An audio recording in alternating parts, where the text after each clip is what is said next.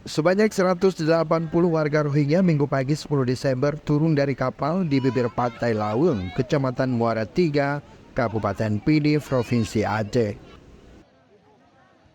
Sementara agen dan kapten kapal diduga sudah melarikan diri setelah menurunkan ratusan pengungsi Rohingya tersebut.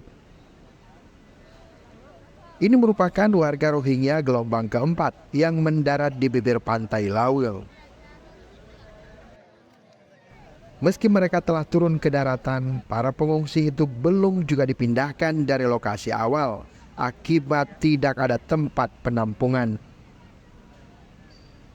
Sebelumnya, mereka berjalan kaki beberapa kilometer di bibir pantai hingga beristirahat di lokasi Desa Blangraya, Kecamatan Muara Tiga.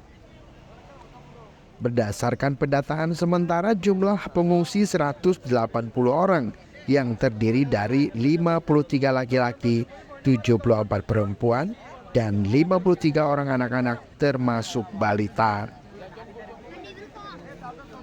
Warga setempat yang datang ke lokasi kemudian memberikan makanan ringan untuk penanganan sementara. Salah seorang pengungsi Rohingya, Abdul Hamid, mengaku mereka berangkat dari kamp Bangladesh dibawa oleh agen dengan membayar 30.000 taka atau sekitar 4 juta rupiah per orang. Agen lari. Agen sekarang 7 hari.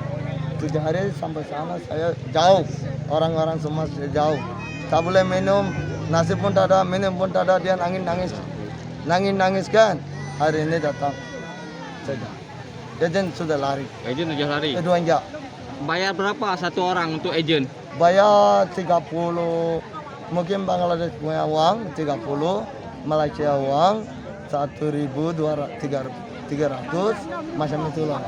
Pada hari yang sama, 135 warga Rohingya juga turun dari kapal di pantai Lamre, Aceh Besar.